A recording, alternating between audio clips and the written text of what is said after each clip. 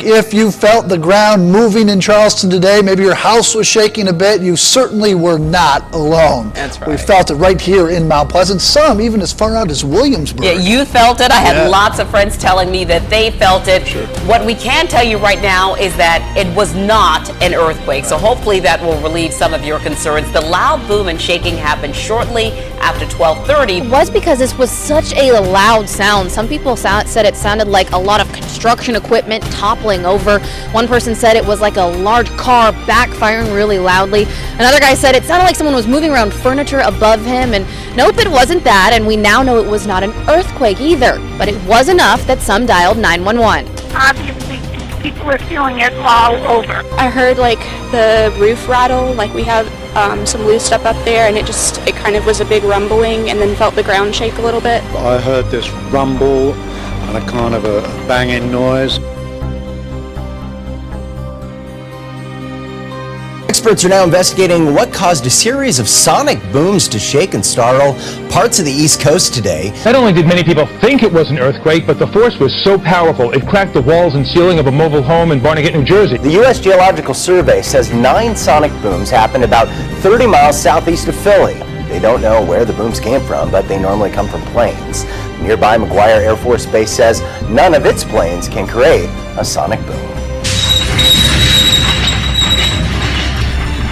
That is the sound that rattled people across New Jersey today. Many people thought it was an earthquake. They took to social media, and NBC 10 viewers called our newsroom trying to find out what was going on. Tonight, that mystery is solved, and it was not an earthquake. The 911 calls poured in. Egg Harbor Township Police saying they'd gotten an influx of calls in reference to loud noises and shaking. Mary Mitchell says the rumble rocked her furniture and rattled ceiling tiles out of place. They're like, oh my God, what was that? We don't know if it was a bomb, if it was a plane. Just a few steps down the Atlantic City boardwalk, the workers at this massage parlor felt it too. It was shaking like that.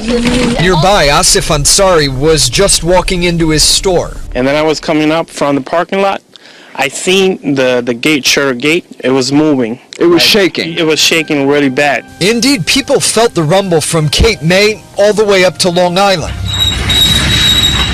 You could hear the rattle of that garage door in Egg Harbor Township, and you can see the cracks left in these walls at a home in Barnegat Township. Shop owners tell us they were not the only ones scared. People who were out walking on the beach also noticed it and rushed up here to the boardwalk, frightened and confused.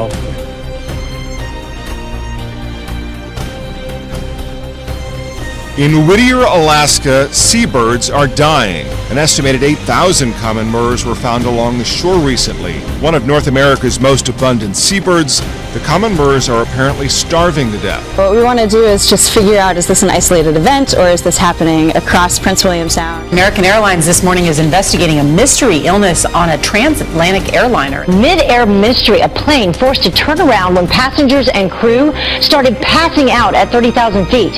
Eric Winter was one of 172 passengers on American Flight 109. British boy band Race the Horizon was also on board and says a flight attendant collapsed in the aisle. It was just a shock, really. Like, she was walking down the aisle and I don't know, she just literally fainted in front of me. The 4-year-old Boeing 777 departed London's Heathrow Airport around noon Wednesday for Los Angeles. The source of a growing outbreak of norovirus remains a mystery, but state investigators are working to get to the bottom of it. But we did talk to a woman who got sick. Take a listen. I've never been sick like that before. I mean, I've had 24-hour bugs and intestinal bugs, but it was pretty acute. A Pinellas County Elementary School is trying to stop a chickenpox outbreak in its tracks. If a child has not been vaccinated, they're now being told to stay at home for up to 21 days. One upstate toddler getting national attention after her parents recorded her saying a prayer in her crib. The family posted the video to Facebook just days ago. On Sunday, Catherine and her husband recorded this video of their 2-year-old in her crib. The family got home late, didn't go through their normal bedtime routine. Moments after putting Sutton down, they heard noises, turned on the baby monitor, and watched. Thank you, my mommy. For her to be laying there and thinking about who she was thankful for and lifting that up to God, we were just really shocked. Sutton isn't much for conversation with this camera, but that's okay.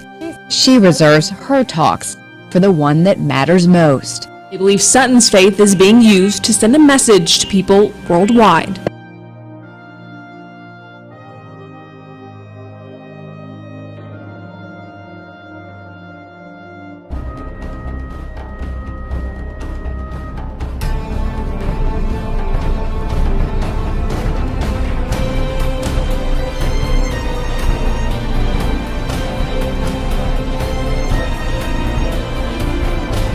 Have you seen something unusual in the morning sky lately? Yeah, since you're watching now, we know you're an early riser, of course. Right. And this is a phenomenon you'll only see this time of day. Right now, 5 planets are visible in the morning sky.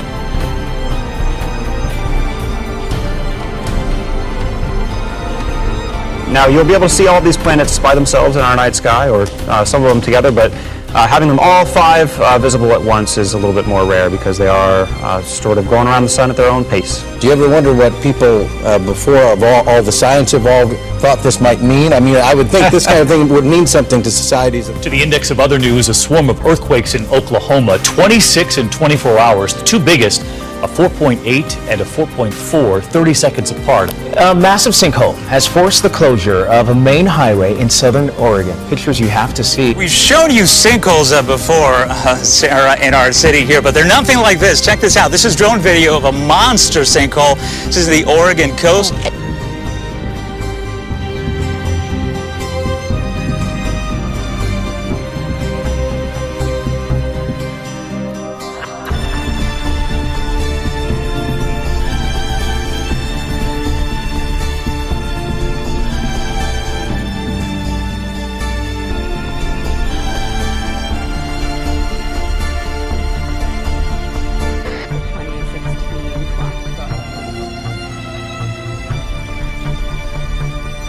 The clock is a metaphor for how close we are from destroying the planet.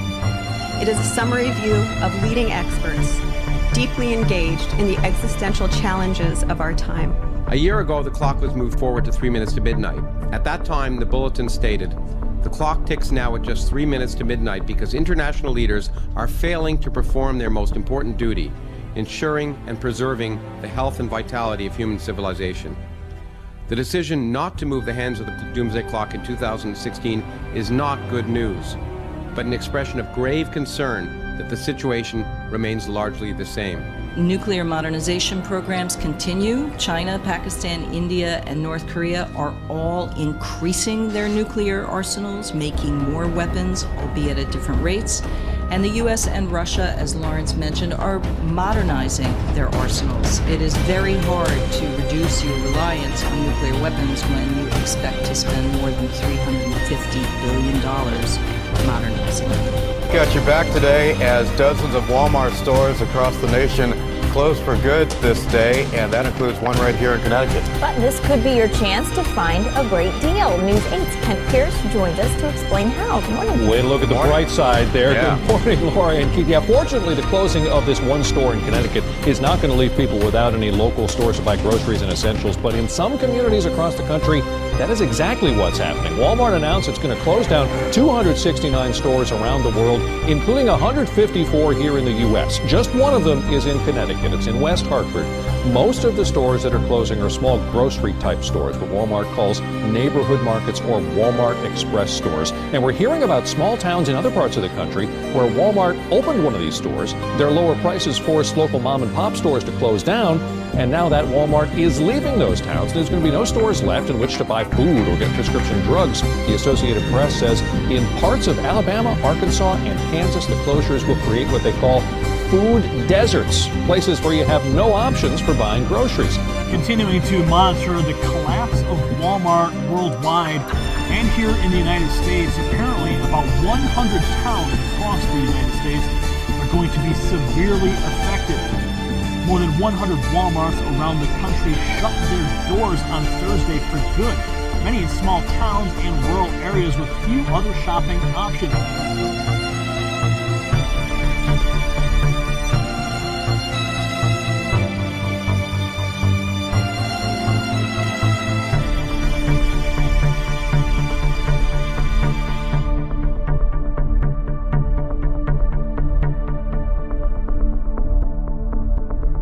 set to give the opening prayer at a Phoenix City Council meeting, and that is not sitting right with everyone. ABC 15's Noelani Graff live at City Hall tonight, getting the story from both sides here. No, hey, what'd you learn? So, Stephanie, if you are in those council chambers next month, you're not going to hear from a reverend or a priest. Instead, it'll be a Satanic Templar member who starts off the meeting. The group says this is about freedom of religion. One city councilman says this is about showboating.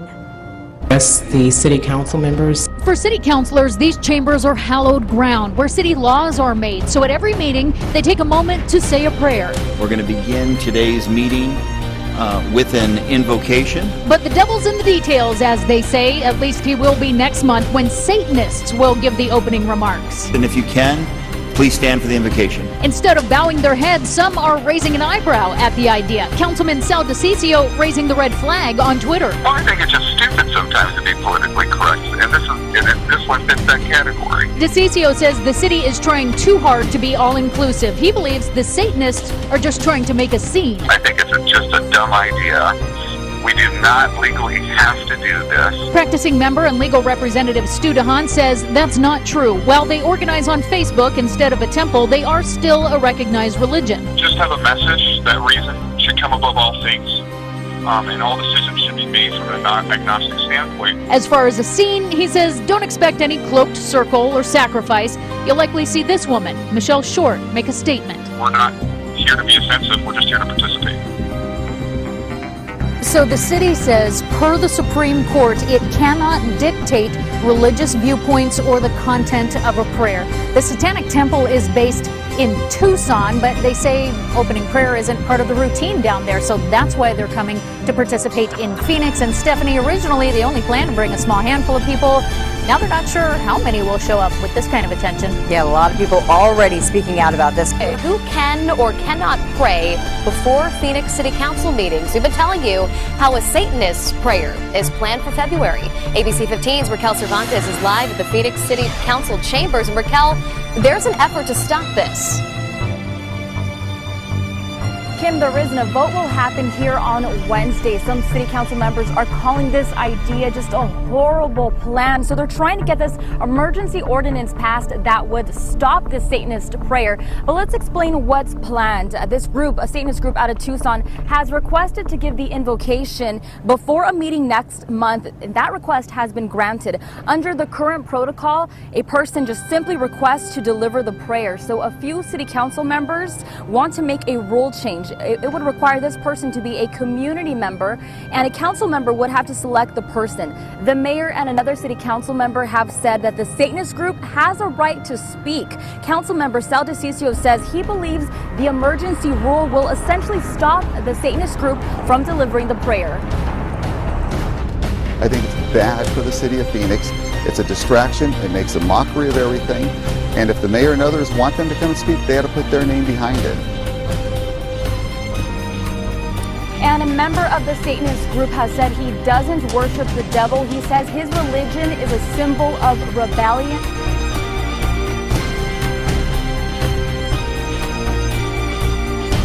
This vote will happen here on Wednesday. The council member tells us that they need 7 votes to get this ordinance passed. So Kim, we'll be following up on this one.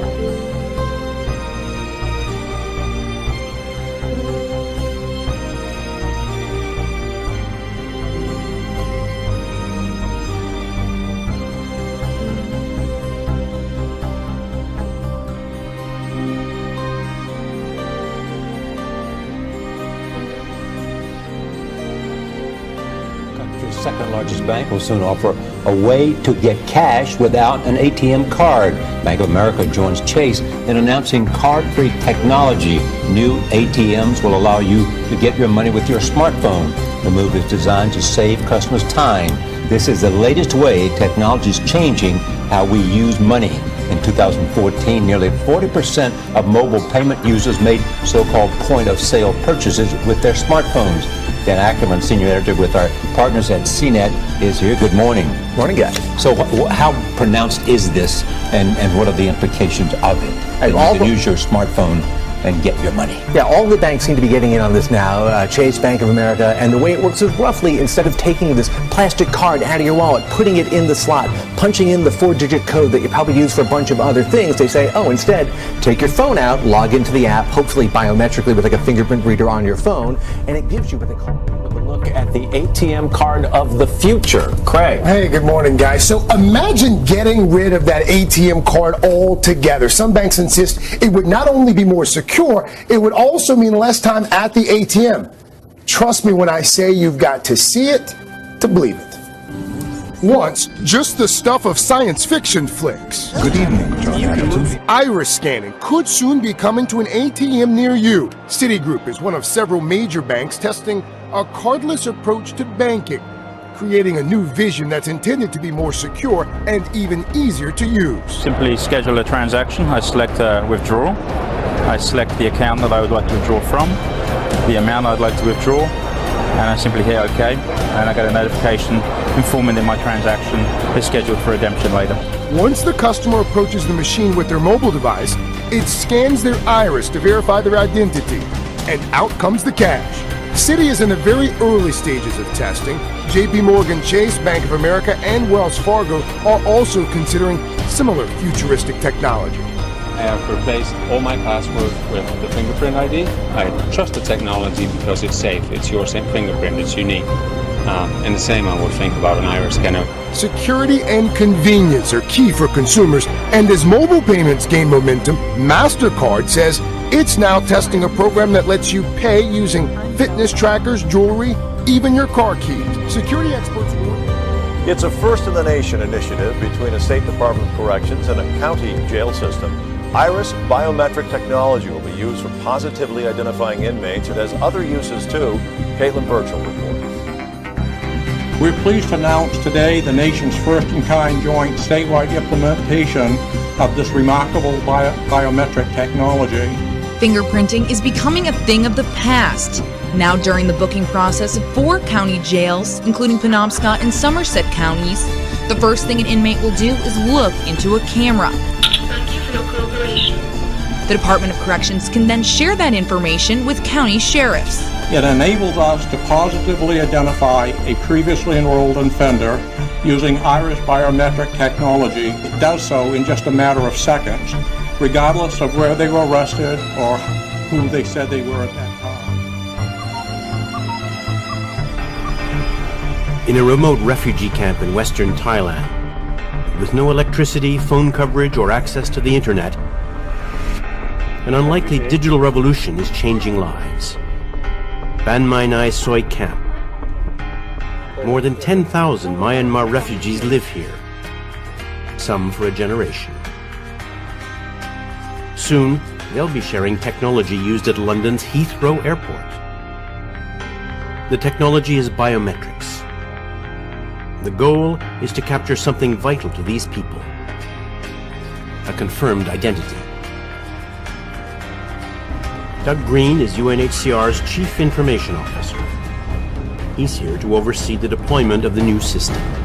This exercise in Thailand is critical for UNHCR. This is the first major rollout of the biometric system. We will verify and enroll 120,000 refugees.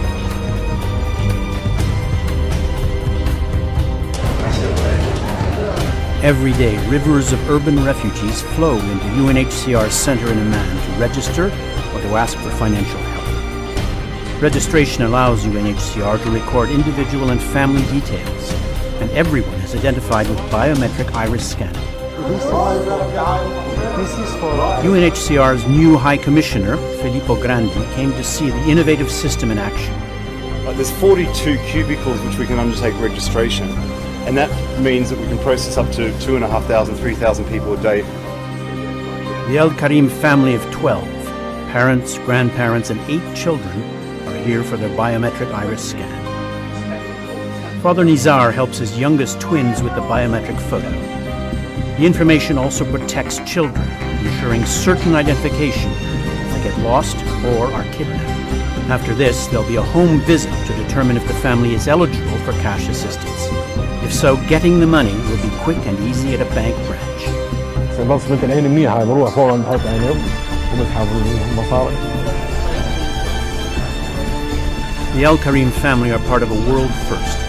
Once they're scanned by UNHCR, they won't have to register at a bank or open an account. Their eyes will deliver the money directly.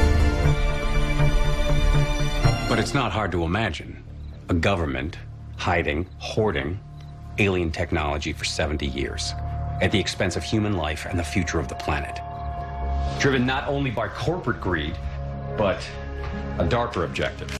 The takeover of America. And then the world itself, by any means necessary, however violent, or cruel, or efficient. By severe drought, brought on by weather wars, conducted secretly using aerial contaminants and high-altitude electromagnetic waves, in a state of perpetual war. To create problem, reaction, solution scenarios to distract, enrage, and enslave American citizens at home. With tools like the Patriot Act and the National Defense Authorization Act, which abridge the Constitution in the name of national security. The militarization of police forces in cities across the U.S. The building of prison camps by the Federal Emergency Management Agency with no stated purpose. The corporate takeover of food and agriculture, pharmaceuticals and healthcare, even the military in clandestine agendas to fatten, dull, sicken, and control a populace already consumed by consumerism. A government that taps your phone, collects your data, and monitors your whereabouts with impunity. A government preparing to use that data against you when it strikes. And the final takeover begins. The takeover of America. By a well-oiled and well-armed multinational group of elites that will cull, kill, and subjugate. Happening as we sit here. It's happening all around us. It'll probably start on a Friday. The banks will announce a security action necessitating their computers to go offline all weekend. Digital money will disappear. They can just steal your money? Followed by the detonation of strategic electromagnetic pulse bombs to knock out major grids. What will seem like an attack on America by terrorists or Russia. Or a simulated alien invasion using alien replica vehicles that exist and are already in use. An alien invasion of the U.S. The Russians tried it in '47.